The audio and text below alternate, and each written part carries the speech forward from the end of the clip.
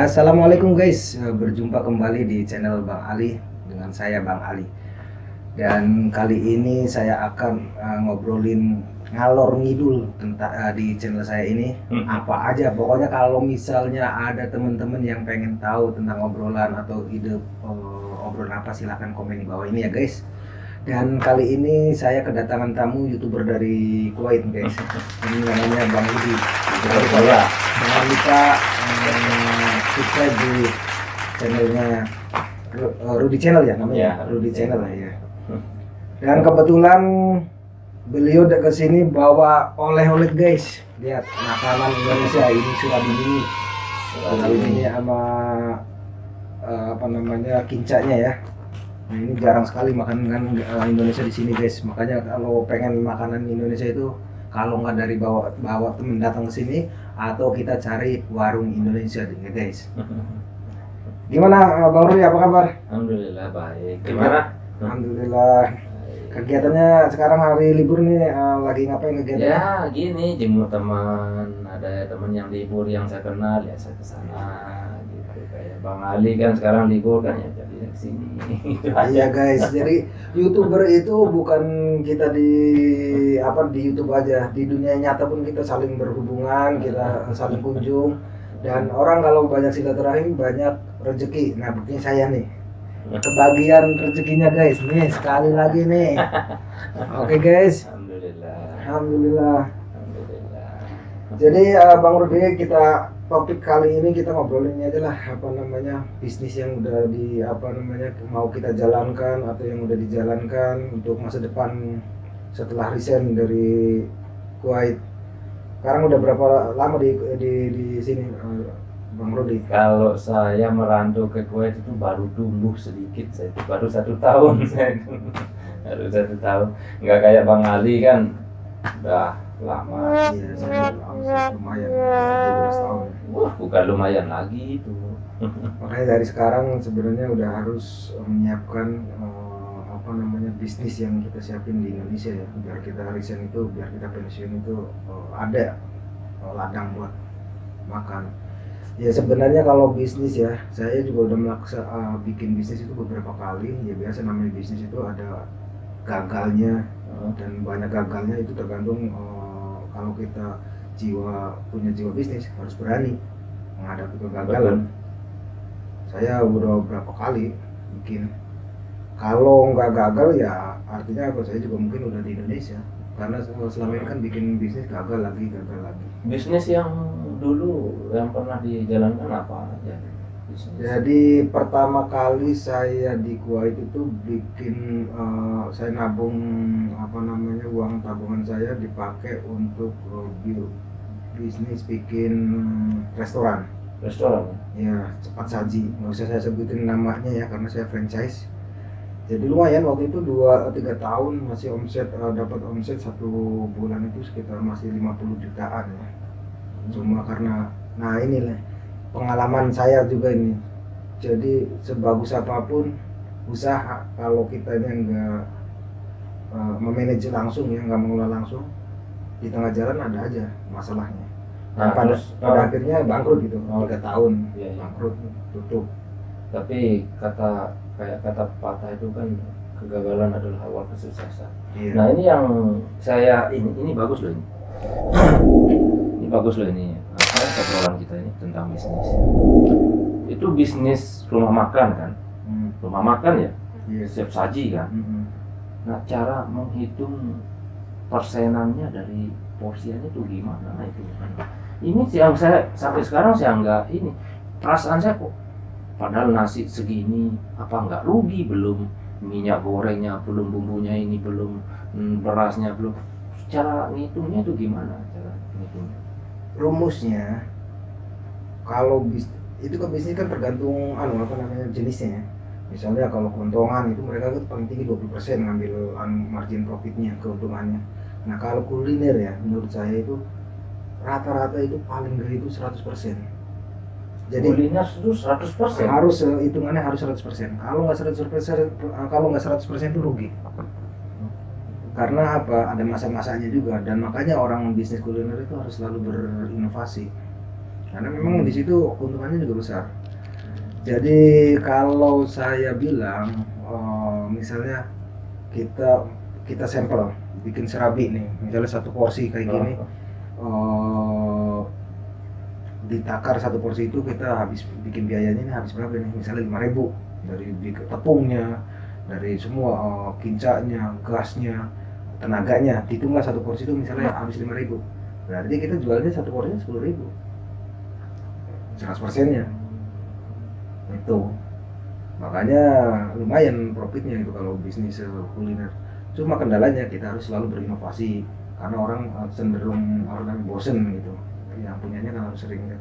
Nah sekarang ini kan saya lagi di Indramayu, di Patrol, saya bikin apa namanya kuliner Surabi Bandung, tadinya di Bekasi. Iya. Kemarin saya di Bekasi udah punya 2 outlet, tahu-tahu kena PSBB ya, lockdown, saya tutup karena tempatnya nyewa gitu kan. Kapan? Sebelum corona pandemi kemarin. Sekarang saya tutup, udah apa namanya, saya coba kembali ke Indramayu, Patrol ini sekarang sama adik saya lagi merintis lagi.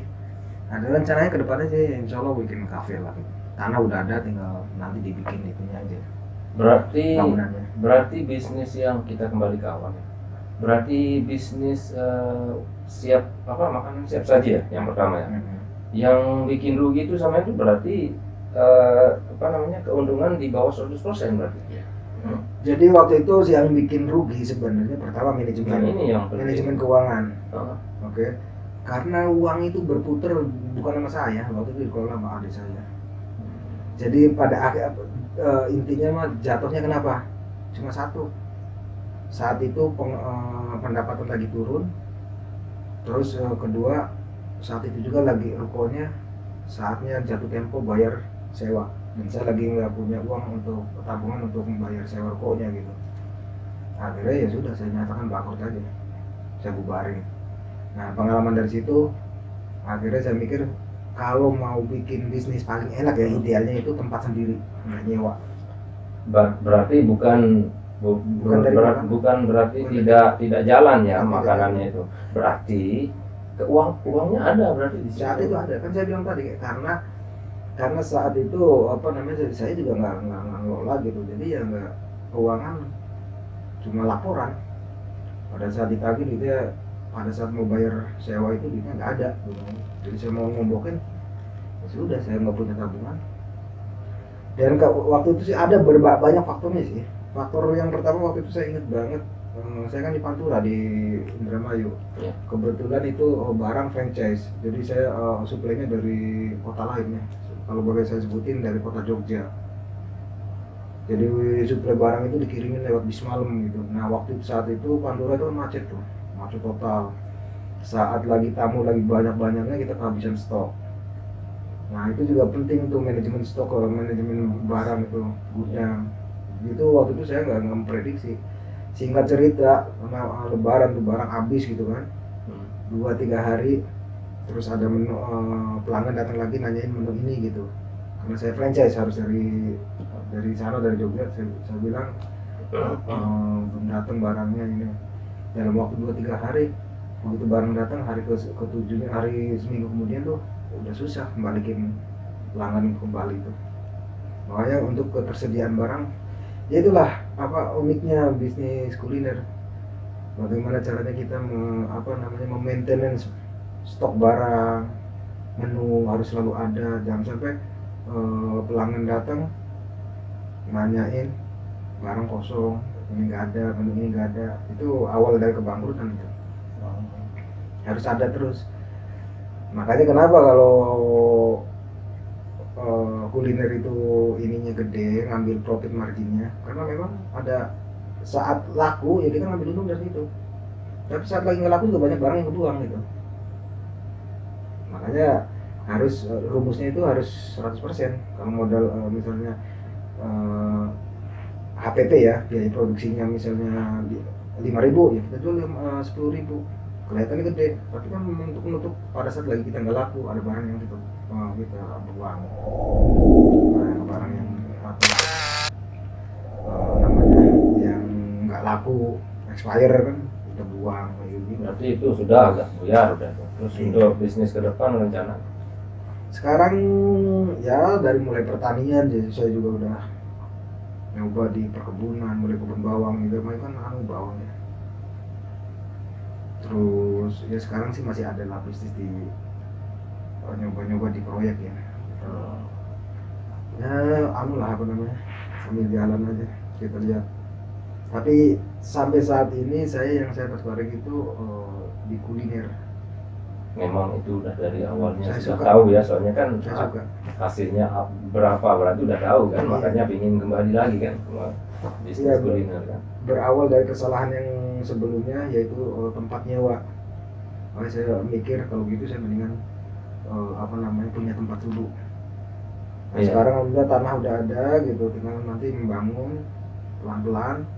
Ya rencana mau bikin lah kafe kecil-kecilan, tapi yang penting tempat sendiri. Tapi sekarang itu di Indonesia kan, ya bukan di Indonesia aja saya lihat ya, kalau di tempat saya, di daerah saya itu yang menarik sekarang itu, walaupun kafe kecil-kecilan tapi ada tambahannya wifi internet, Iya. pasti ramai. Itu di tempat saya loh, Hmm. tapi saya nggak tahu kalau di luar. Ya emang sekarang zamannya begitu, tempat nyaman, terus ada wifi, syukur-syukur bisa AC gitu. Tapi kalau nggak AC juga yang penting tempat sirkulasinya bagus, kasih musik.